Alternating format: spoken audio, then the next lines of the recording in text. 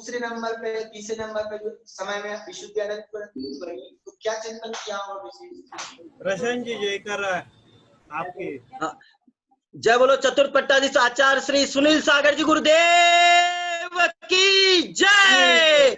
जयकारा गुरुदेव का, जय जय गुरुदेव। नमोस्तु स्वामी, नमोस्तु स्वामी, नमोस्तु स्वामी। चैनल का हैंडल बना रखा है। नमोस्तु।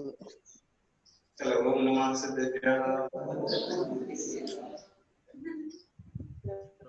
नमो जिनाम, ओंकारमय ओम ओम के आकार हो, सद्ज्ञानमय हो ज्ञान हो, ज्ञान के प्राकार। देना और इस वाले को चला देना। मतलब सर्वज्ञ हो प्रभु सर्वदर्शी, त्रय जगत के हो, तीर्थेश है महावीर जिनवर वंदना सतवार।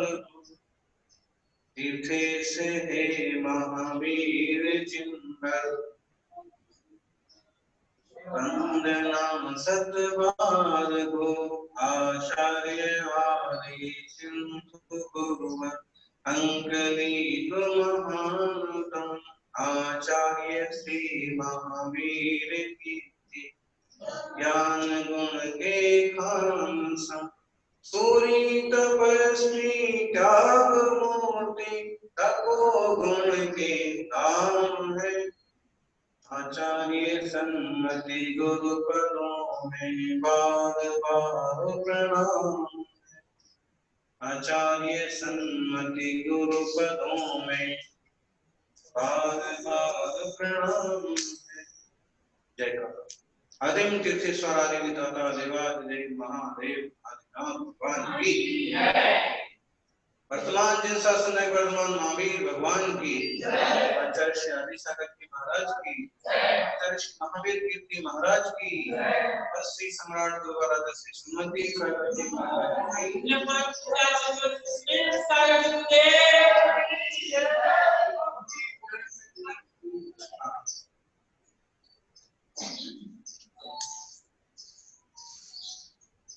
कायाई पर दब्बे निर्भावं परिहरतु अपाणं, तस्य हवेतं सत्वं जोछाये नित्यतेन। नियम सार की 121 नंबर की गाथा में आचार्य देव कुंद स्वामी संबोधित करते हैं कि काय आदि सब पदार्थों से बुद्धि हटा करके जो आत्मा में ही स्थिर भाव करता है उसे कायोत्सर्ग होता है। निर्विकल्प रूप से जो अपने आत्मा स्वरूप में जुड़ जाता है उसे ही तनुसर्ग या कायोत्सर्ग नाम का गुण पाया जाता है। अब समझने की बात यह है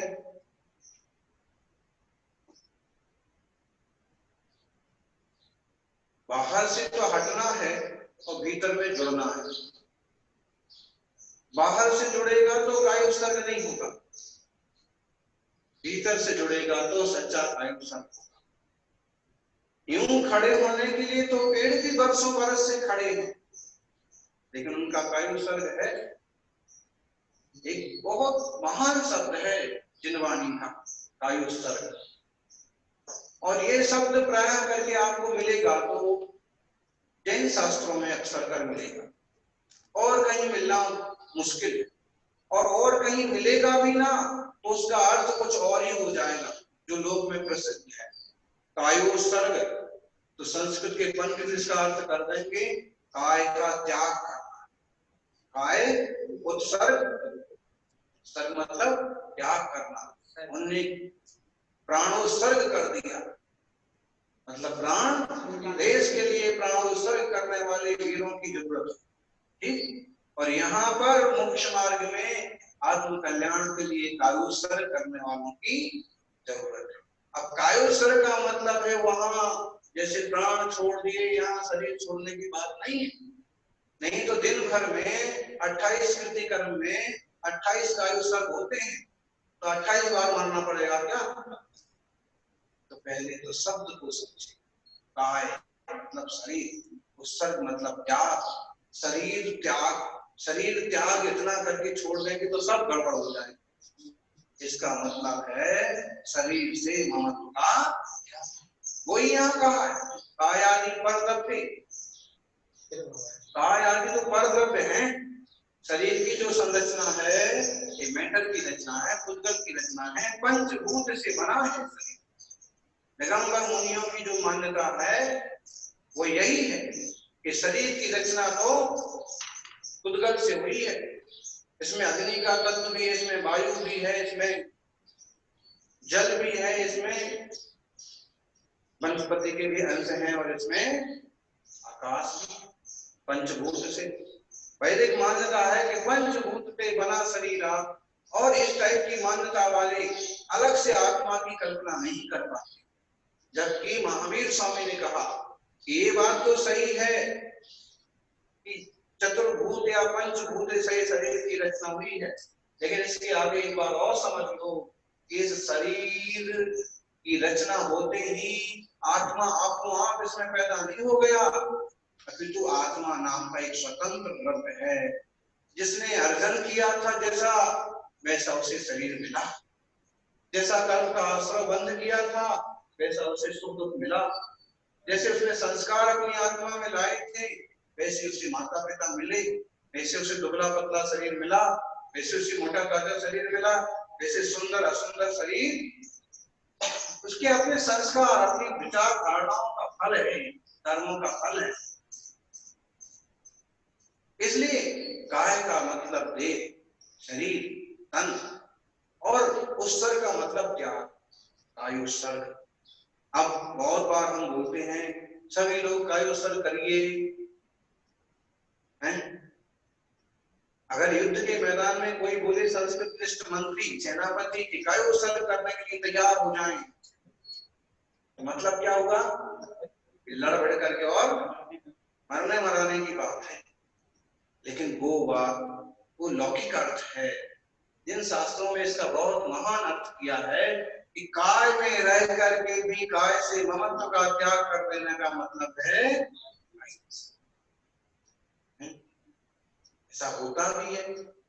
जब पहचान जाते हैं, देखो अपना ही बेटा अगर बहुत ज्यादा बेईमानी बदमाशी करने लग जाए तो क्या करते हैं? फिर पहले दो चार बार समझाते हैं, मत कर मत कर, और फिर ज्यादा ही करने लग जाए और जगह जगह की शिकायतें आने लग जाए तो फिर क्या करते हैं? शिकायत करने वालों को कहते भाई ऐसा समझो कि वो हमारा लड़का है ही नहीं। बोलने वाले भी कहते कि भाई लड़का तो आपका ही है, और आप उनको समझाते कि भाई आप हमको तो जानते हो कि हम ऐसे नहीं है और वो ऐसा है, ऐसे ही समझो कि वो हमारा। पड़ोसी भी कहता है चला ठीक है, आप जो कहते हो तो अब उसने ले लिए हमसे 1000 रुपये उधार और खा लिए, तो आप नहीं देना चाहते हो, ऐसा बोलते हो तो ठीक है। फिर उसके बाद और अति हो जाती है तो अखबार में भी निकाल देते हैं, अमुक अमुक नाम का है लड़का तो हमारा है, लेकिन अब उससे हमारा कोई संबंध नहीं है, इसलिए उसे कोई उधार ना देवे। उसे अगर कोई कुछ देता है तो उसकी जिम्मेदारी हमारी होता है कि नहीं होता? लगभग इसी टाइप की व्यवस्था है कायु उत्सर्ग में कि जब ज्ञानी ने पहचान लिया कि मैं तो आत्म हूँ, चैतन्य तत्व हूँ, मेरी अंतरंग परिणति मुझ में सुव्यवस्थित है, देह आदि मेरे नहीं है। फिर देह कुछ करता है तो इसकी जिम्मेदारी लेने को तैयार नहीं होता है, और अवसर अवसर पर देह के ममत्व का त्याग करता है। मैं देह नहीं हूँ, मैं ज्ञान घन चैतन्य। ऐसी जो सहज परिणति बनती है वो कायु सर्ग। कायु सर्ग में 27 बार ओंकार मंत्र पढ़ना, 9 बार ओंकार पढ़ना, 9 बार ओंकार मंत्र को 27 श्वास में पढ़ना, ऐसी कुछ व्यवस्थाएं हैं। विमल भक्ति का स्वाध्याय करेंगे, आप कोई पाठ पढ़ेंगे, उसमें से कायु स्तर की बात आएगी, गंधक की बात आएगी, तो वहां लिखा रहेगा 27 श्वास में 9 बार नमोकार मंत्र का जाप करें, 27 श्वास में। फिर इसका विश्लेषण ज्ञानार्णव में भी किया है, मूलाचार में भी किया है।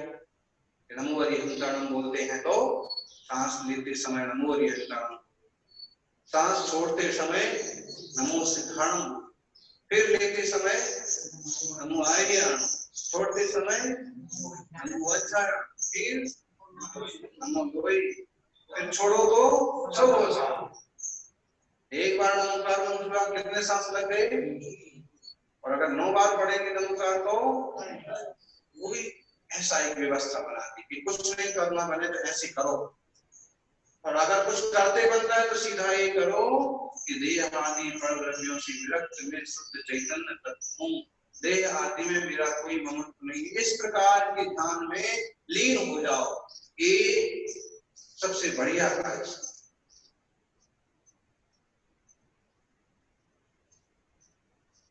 मरने के बाद तो कायु सर्ग सत्ता होता है, मरने के बाद तो सबका शरीर छूटता ही छूटता है, लेकिन जीते जी कायु सर्ग करने की कला जिनवाणी में बताई है, शास्त्रों में बताई। और यूं आचार्य महाराज को भी हमने देखा, जब बहुत ज्यादा अस्वस्थ हो गए, बहुत ज्यादा उपास हो गए, चलने फिरने में दिक्कत होने लगी, चंपापुर चतुर्मास की बात है,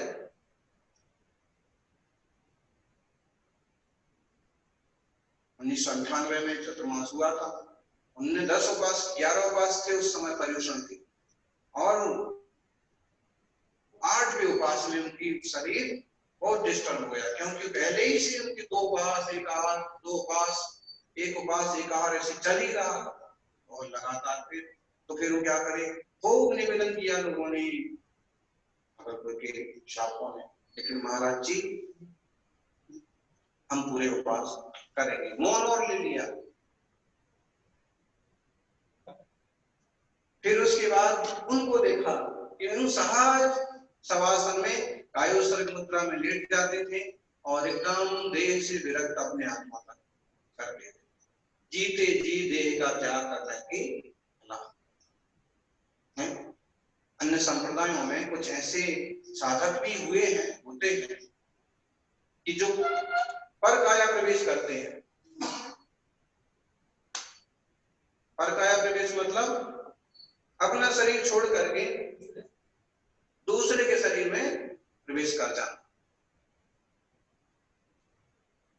आपको अपना दुबला पतला शरीर समझ लो पसंद नहीं, आप किसी मोटे ताजे शरीर में प्रवेश कर सकते। तो कुछ वैदिक सन्यासियों में, कुछ अघोरियों में इस तरह की सिद्धियां होती हैं, और मुनि राजों को ऐसी सिद्धियां हो भी जाएं तो भी उनको इसका कोई औचित्य मालूम पड़ता नहीं है, इसकी कीमत मालूम पड़ती नहीं है, क्योंकि वे सबसे ज्यादा कीमत समझते हैं अपने निज चैतन्य तत्व की निर्विकल्पता। तो ऐसा भी संभव हो सकता है। शंकराचार्य जी के बारे में ऐसा प्रसिद्ध है तो उन्होंने अमुक मंडल मिश्र की शास्त्रार्थ के समय उनकी धर्म पत्नी से शास्त्रार्थ करते समय पर काया प्रवेश किया था, अथवा किसी अन्य अवसर पर काया प्रवेश।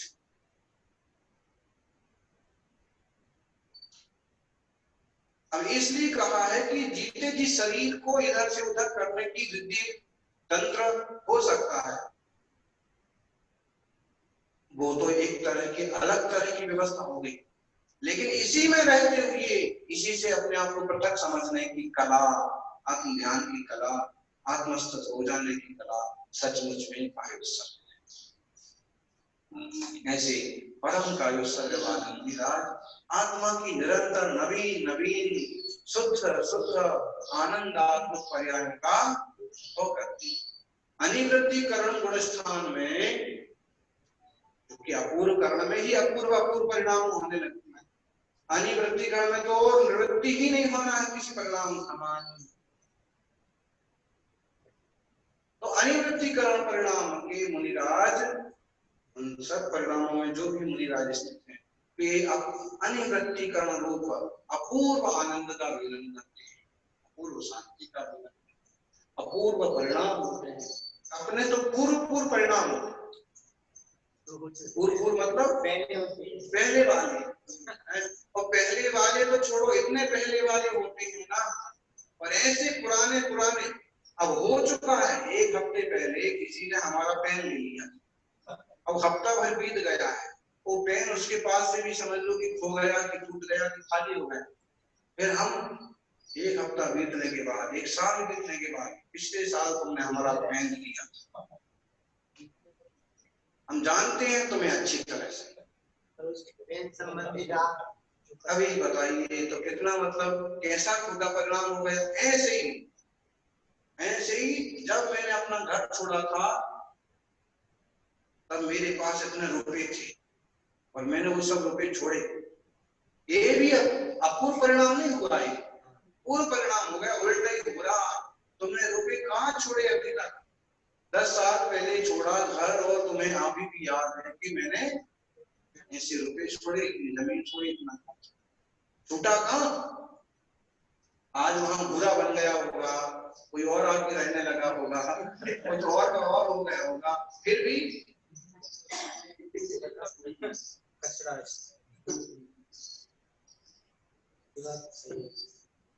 बुरा मतलब देसी डस्टबिन।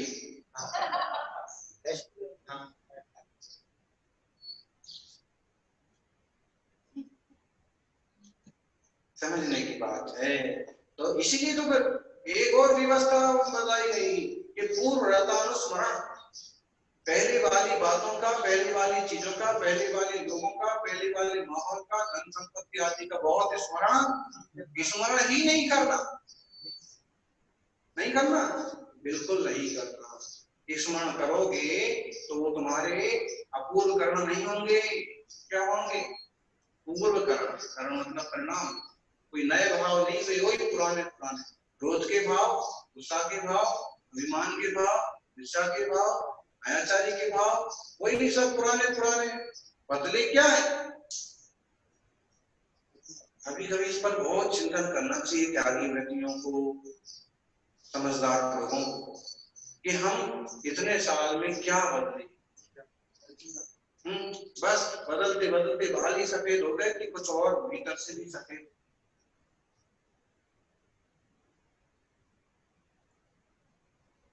गुस्सा खत्म हुआ है, आक्रोश का भाव खत्म हुआ है, शालीनता निर्मलता बढ़ी है, नहीं बढ़ी।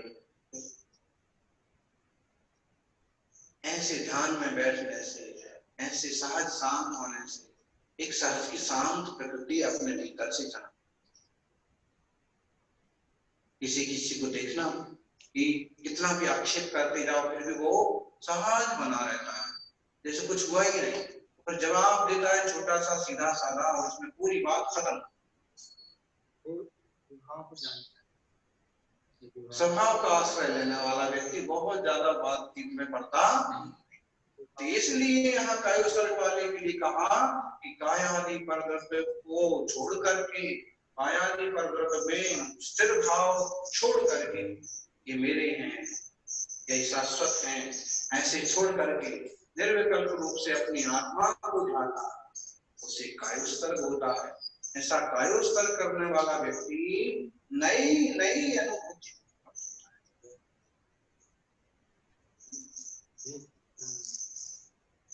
कुछ अपूर्वी आनंद का, ऐसा कायोसर्ग वाला जीव की परम समाधि दशा को नियमसार बड़ा सुंदर ग्रंथ है, जिसमें व्यवहार को तो कम साधा है, निश्चय की तरफ से विशेष आगे बढ़ाने की कोशिश आचार्य श्री ने की है। परम समाज अधिकार नाम का स्वतंत्र अधिकार, और कहते हैं चारण गिरियम परिचत्ता भावेन जो झाय दिया पाड़म परम समाधि अवेतस्य। एक तरफ अपन देखें तो जो परम कालसर्ग में लीन है वो व्यक्ति, दूसरी तरफ इस परम समाधि अधिकार की पहली गाथा 122 नंबर की जो यहाँ गाथा, इसे रखो तो ये व्यक्ति, दोनों के परिणाम लगभग एक जैसे। इसका मतलब है निश्चय तत्व में, परमार्थ तत्व में, परमार्थ कथन में कोई भी विषय रखें, सारांश वही निकलता है कि वचन की उच्चारण की क्रियाओं को छोड़ दे, वीतराग भाव को स्वीकार करे, अपने आत्मा को ध्यावे, उसी को परम समाधि है, उसी को परम आलोचना है, उसी को परम प्रतिक्रमण है, उसी को परम प्रायश्चित है, उसी को निश्चय व्रत है।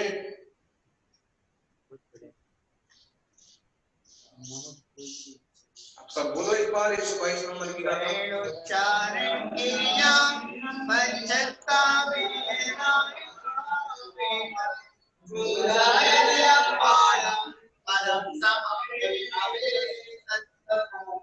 सबसे पहली बात ये कहते हैं, समाधि की बात तो सब लोग जानते हैं, एक शब्द बहुत फेमस हो गया समाधि है। जैसे और संप्रदाय में शब्द को ऐसे चलता है कि जैसे हमारे गुरु अभी समाधि में लीन हैं, अगर वो ध्यान में बैठे हैं, घंटे आधे घंटे के भजन कीर्तन में लगे हैं, तो क्या बोलते हैं? समाधि में लीन हैं। अथवा दूसरा होता है कि किसी तरह का कोई तप कर रहे हैं तो बोलते हैं कि समाधि में लीन है। और ये तो प्रसिद्ध अर्थ हो गया जैनों की तरफ से कि देह विसर्जन हो गया, मरण हो गया मुनिराज का, तो बोलते हैं समाधि हो गई।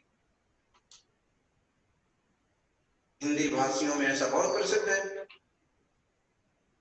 तो क्या देह छूटे तभी समाधि हो गई?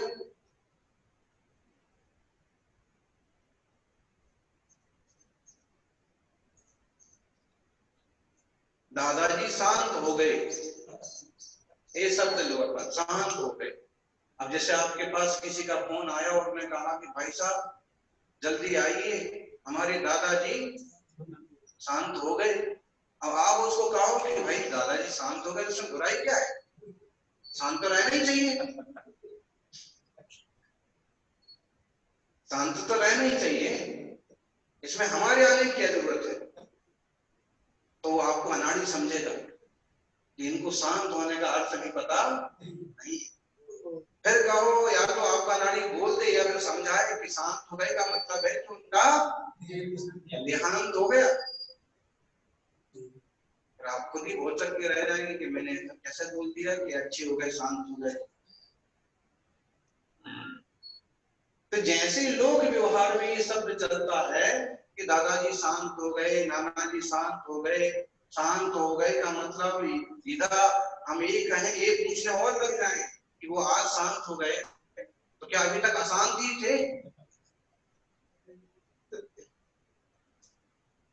लोक व्यवहार में देखो तो अशांति ही रहते हैं लोग जब तक जीते हैं। कोई भाग्यवान हो और तत्वदर्शी हो तो तत्व को समझ करके शांत हो जाए तो हो जाए, वरना उठा पटक चलता ही रहता है। मैं इसको देख लूंगा, मैं उसको कर लूंगा, मुझे इसे बनाना है, मुझे इससे बगाड़ना है, इसकी दुकान करवाना है, उसका घर बनवाना है, बस 6 महीने और जी जाऊं, लड़की की शादी और कर दूं, पोती का शादी और देख लूं, ऐसे कर कर करके और वो अशांति कोई होगा ऐसा जो सोच ले कि कोई बात नहीं, जब आना है मृत्यु तो आवे, मुझे कोई फिक्र, मैंने धर्म का आश्रय लिया है, मेरा जो कुछ होगा अच्छा। लाखों वर्षों तक जीविया मृत्यु ज्ञानी को क्या फिक्र है? बोलो आज आपकी मृत्यु आ जाएगी तो आप घबराओगे तो नहीं? आत्मा शाश्वत है, आपकी आत्मा शाश्वत है, इसलिए आप नहीं घबराओ। और जिन्हें अपनी आत्मा पर ही श्रद्धा नहीं है, शाश्वतता का ही अनुभव नहीं है, वो उनका क्या होगा? कोरोना से तो डरेंगे, डरना भी चाहिए। चौथे पांचवें छठे गुण स्थान वाले भी जबरदस्ती नहीं घुसेंगे कि कहाँ है बीमारी वाले लोग, मुझे भी ले चलो वहां पर। तो वो बचेंगे इस चीज से। तो व्यवहार धर्म जो है, व्यवहार दृष्टिकोण यही है कि विकार की चीजों में उलझो मत। जैसे महावीर कीर्ति जी का एक सूत्र है कि उपसर्ग परिवृत्ताओं में जाके पड़ो मत। आज इस काल के साधु आप इतने मजबूत नहीं है कि सामने से जाकर के तपती शिला पर बैठ करके तपस्या करना था। तो इसलिए सामने से जाकर के उपसर्ग में, परिसर में मधुमक्खी के छत्ते में हाथ डालो मत। लेकिन तुम ध्यान आदि में बैठे हो और कदाचित कोई आपत्ति आ गई तो फिर घबरा के भागो। उस समय पर अब धैर्य से काम लो कि देह देह है और आत्मा ऐसे। मैं बोले कि किसी से नहीं डरता। आज कोई बोले मैं किसी से नहीं डरता और उसको कहो कि पड़ोस में कोरोना का मरीज है, तुम उसको जरा दवा लेके आ जाओ, उसको जरा हाथ मिला के आ जाओ। तो ये डरने न डरने की बातें सब फिजूल की है। सम्य दृष्टि की निडरता जो होती है वो तत्व ज्ञान की निडरता होती है। डरताली का मतलब ये नहीं कि शेर आ जाए और वो शेर से कहे कि भाई आई है तो अब खाओ। वो शेर आएगा अचानक तो एक बार उसको ऐसे चारित्र संबंधी भय हो सकता, लेकिन उसका ऐसी निर्भयता पक्की है कि आत्मा शाश्वत है। समाधि करने वाले, जो देह विसर्जन करने वाले प्रति मुनि प्रबुद्ध जन होते हैं, वो भी इसी आधार पर कि आत्मा का कुछ बिगड़ना। लेकिन यहाँ तो परम समाधि की और बात नहीं। परम समाधि का मतलब है जीते जी ऐसे सम परिणाम होना, ऐसी सम बुद्धि होना, ऐसी निर्मलता होना कि किसी प्रकार का राग द्वेष मोह का तरंग भी चित्त में पैदा। ये मरने वाली समाधि की बात, संसारी की संलेखना की बात नहीं। ये तो आप साधना के क्षेत्र में, आत्म निर्मलता के क्षेत्र में इतने निर्मल हो गए हैं कि परम समाधि में विक्षेप ही नहीं होता। उनने गाली सुना दी, कोई फर्क नहीं पड़ा। किसी ने आकर के गीत गा दिए, जय जयकार कर दिए, कोई फर्क नहीं पड़ता। हमारे नाम से कोई बड़ी संस्था बना दी, बड़ा बोर्ड लगा दिया, बड़ा सुंदर फोटो खड़ा कर दिया, वही और लगा हुआ था नाम फोटो सब निकाल के एक तरफ रख दिया। तो अभी समाधि का मतलब यहाँ लेना खूब निर्मल समता के परिणाम, कि किसी कारण से उसमें विक्षेप क्षोभ न हो पाए। ऐसे अपनी परम समाधि की दृष्टि अपन भी करें। वचन उच्चारण आदि की क्रियाओं को छोड़ करके वीतराग भाव से जो ध्यान करता है अपनी आत्मा का, उसे परम समाधि। कैसे करना आत्मा का ध्यान?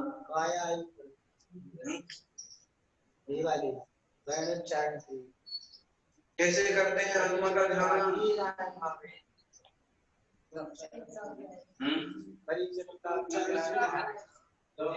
सबसे पहले यहीं से शुरुआत करना पड़ेगी कि पहले तो वचन मुंह बंद करो। तुम जितना बोलते रहोगे तो हमारे साथ लगभग ऐसे होगा। यूं हम यहाँ से अंदर जाते हैं लगभग मौन ले लेते हैं। बहुत जरूरी हुआ कोई व्यक्ति तो खड़े खड़े आधा एक मिनट के लिए कोई इशारा करते हैं।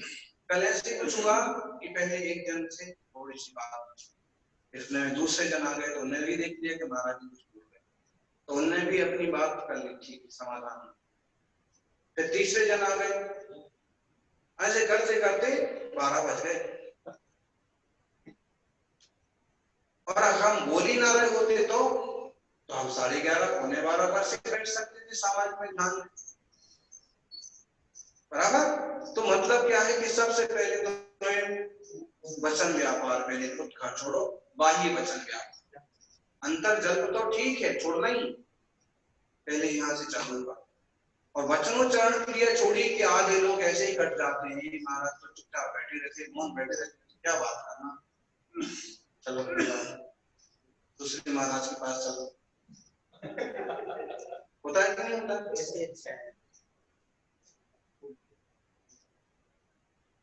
फिर जो ज्यादा बातें करते, ज्यादा इशारा करते, लोग वहां चिपकते, फिर कभी उनकी प्रशंसा करते हैं और फिर कभी क्या होता, धीरे धीरे उनकी निंदा भी करने लगते हैं। महाराज वो तो मौन रहते हैं, तो बोलते ही रहते हैं, महाराज जी वो तो सामायिक कर रहे हो और आप इनसे बातें कर रहे हो। तो फिर अपन को लगता है इसलिए सबसे पहले वचन उच्चारण की क्रिया को छोड़ो और उसके बाद धीरे धीरे अंतर्गत को छोड़ो, मन संबंधी चेष्टा को बंद करो, स्वरूप में छोड़ो।